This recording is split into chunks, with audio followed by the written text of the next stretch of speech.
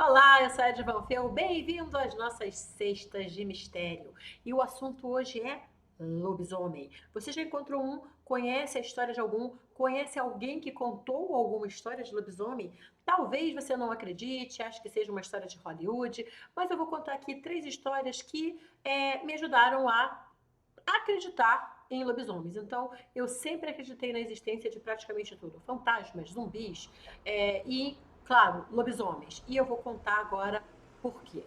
Bom, a minha tia, minha madrinha, que fez 80 aninhos agora, dia 2 de setembro de 2022, ela conta essa história, e eu confirmei com ela até essa semana, antes de gravar esse vídeo, que é a mesma história que a minha mãe contava, mas na verdade essa história foi contada pelas mães delas, que eram irmãs. E essa história é simplesinha, vou começar pela mais simples, até porque é aquela que eu tenho menos informação. Numa cidadezinha onde as mães delas moravam, que é um vilarejo, basicamente, no interior da Bahia, eles tinham a suspeita, estava acontecendo uns ataques de lobisomem a animais, né? A galinhas, a cabritos, a porco, estavam consumindo os animais e acreditava-se que não era jaguatirica porque já tinham visto por ali um ser muito estranho, um ser bizarro, e estavam desconfiados de um sujeito que ele era esquisito, ele vivia mais afastado, ele não conversava muito com as pessoas e ele era muito magro. Eu não sei porque essa informação era relevante, mas a minha mãe contou a história como a mãe dela contou para ela e idem para minha tia. Ele era muito magro, ele, enfim, era considerado uma pessoa esquisita. E um dia, não sei porquê, a cidade resolveu tirar a prova se ele era lobisomem ou não. E amarraram ele numa noite de lua cheia, numa sexta-feira de lua cheia, amarraram ele, deixaram ele amarrado ali a noite toda. Mas ninguém ficou ali para ficar assistindo o que ia acontecer. Foram no dia seguinte, quando já tinha amanhecido, esperando ver alguma coisa. E no local do homem havia um cachorrinho magro, muito magro, amarrado no lugar dele. E eles perguntei para minha mãe o que aconteceu com o cachorro, porque afinal isso para mim era muito mais importante. Ela falou que eles soltaram e ele saiu correndo com toda velocidade e nem o homem nem o cachorro nunca mais apareceram naquele vilarejo. Então, essa foi uma história que eu já fiquei assim, nossa, isso é uma história estranha, é uma história bizarra, não parece muito uma história exatamente de lobisomem, né? Porque a gente está acostumado com lobisomem que salta, pula, tem presas, unhas, garras, rasgam pescoços e não em lobisomens que viram cachorrinhos assustados. Mas pesquisando um pouco mais sobre lobisomens, eu percebi que há vários tipos de lobisomens, há várias lendas e há várias crenças, incluindo lobisomens que se transformam em cães. Então é bem possível que realmente fosse uma criatura dessas. A partir de agora, as coisas ficam mais sinistras, porque não é mais uma história que a mãe da minha mãe contou para minha mãe, ou a mãe da minha madrinha contou para minha madrinha. São histórias que amigos muito próximos meus me contaram. Aconteceu com eles. E é uma história que eu confio muito nessas pessoas que contaram essa história e eles não estavam sozinhos. Então, outras pessoas viram e as outras pessoas contaram a mesma história diversas vezes. O que prova muito que aquilo aconteceu, quando não há mudanças na história e várias pessoas comprovam aquilo. E eu vou começar com uma de quando eu tinha uns 9, 10 anos, mais ou menos. Eu tinha uma coleguinha que era minha melhor amiga da época, chamada Andréia. E nós andávamos juntas e tal. Ela era filha única, eu era filha única. E eu lembro que eu dei um. Meu pai tinha pego dois cachorros, que ele ganhou, né? Dois pastores. Dois pastores. Desculpa, gente, passou um carro aqui perto. Dois pastores belgas que ele ganhou de um moço para quem ele trabalhava e tal. E meu pai estava apaixonado pelo cachorro que era maior, que era um macho, e eu estava apaixonada pela fêmea, que era uma menorzinha. Mas no final, a cachorra que a gente já tinha não se deu bem e a gente deu o cachorro macho para a Andrea. E ele foi o melhor amigo dela por muitos anos, viveu muito bem, ela tinha, todas as histórias dela envolviam esse cachorro. É, e, ou seja, só para você saber que eu e a André tínhamos um relacionamento muito íntimo, a gente se encontrava muito, a gente brincava muito, a gente estudava juntas. E um dia ela chegou e, apavorada, contou, me ligou, não lembro agora se ela me ligou ou se ela me contou na escola já, que a gente se ligava muito, sobre uma coisa estranhíssima que aconteceu. E depois, os pais dela encontraram com os meus pais porque eles se encontravam também. E eles repetiram a história exatamente do jeito, e eu estava ali ouvindo. Então aquilo para mim aconteceu mesmo. O que aconteceu? Eles estavam vendo televisão na sala e o Snoopy começou a latir. O Snoopy era o cachorro que eu tinha dado para ela. E o Snoopy começou a latir, começou a latir, começou a latir e latindo, né, olhando, tinha uma garagem que tinha o carro e tinha o portão já, aquelas casinhas de subúrbio, né, aqui do Rio de Janeiro, tinha já o portãozinho que você conseguia ver do outro lado, que nessa época não eram aqueles muros enormes, eram muros que você conseguia ver do outro lado, né, como era da minha casa também. E eles estão ouvindo, né, e aí o pai dela resolveu sair e saiu ela também, acho que ela ficou pela janela, olhando pela janela, acho que o pai e a mãe saíram para ver por que o Snoopy estava latindo, né? Mas prenderam o Snoopy dentro de casa.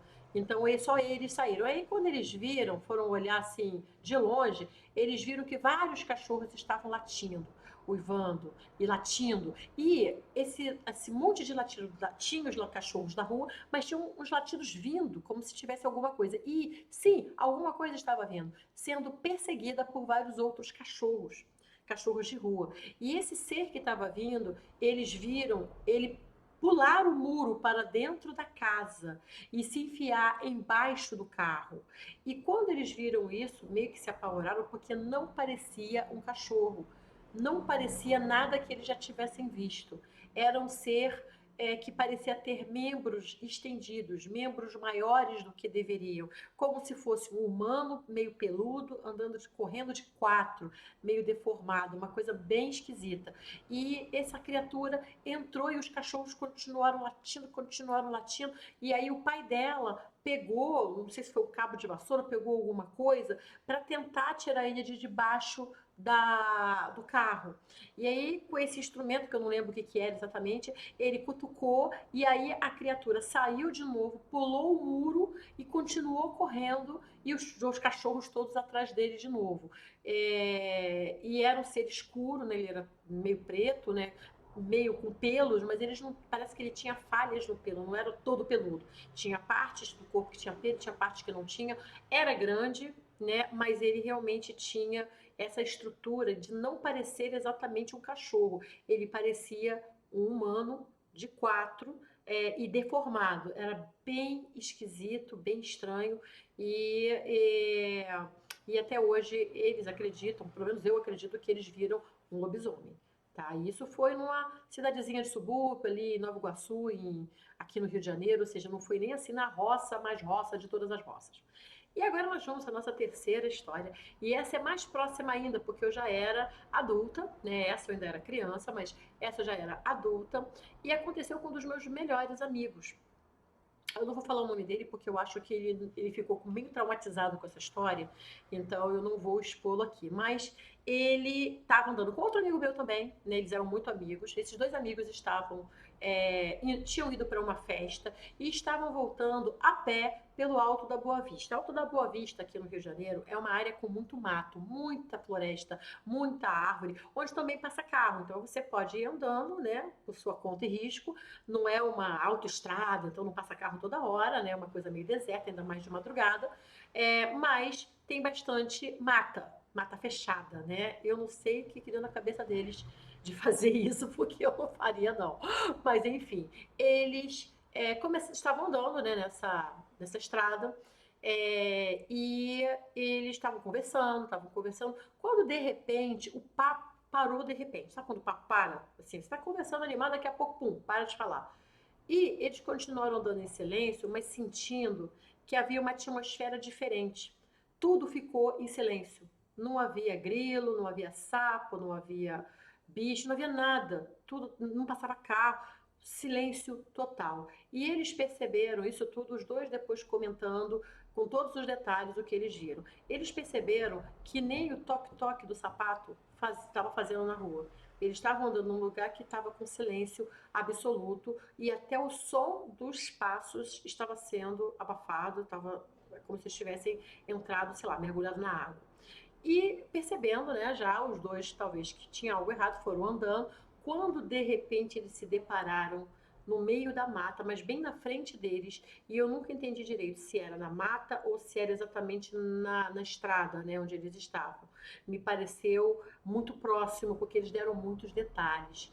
Tinha uma criatura enorme e ela parecia sentada, mas assim, como se fosse atacar, né, com meio curvada para frente, né, com as patas assim para trás.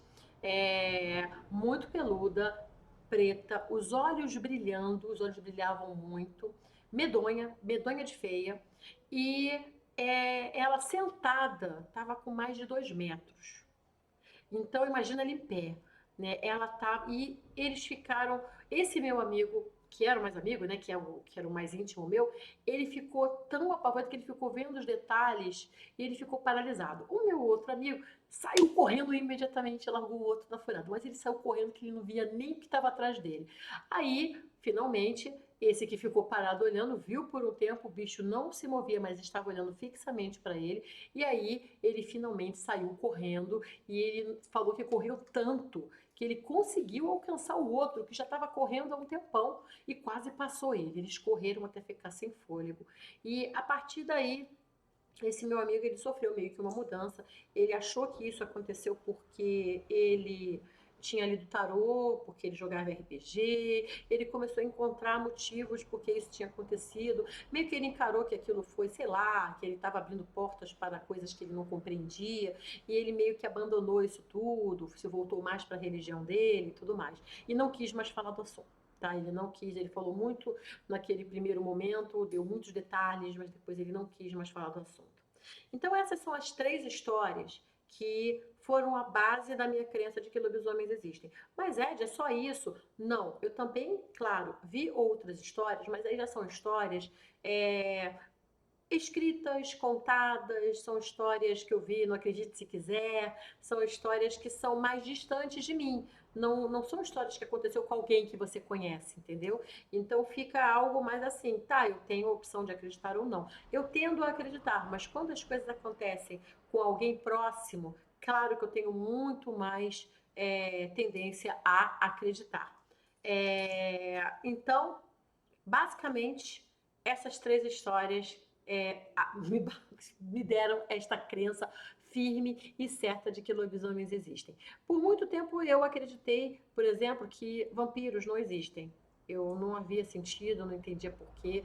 Até também estudar um pouco mais, ver histórias, ver casos com registros históricos de vampiros. E aí eu conto um pouco mais desses casos num outro vídeo como esse. Espero que você tenha gostado e se você tiver alguma história de lobisomem, por favor, me conte.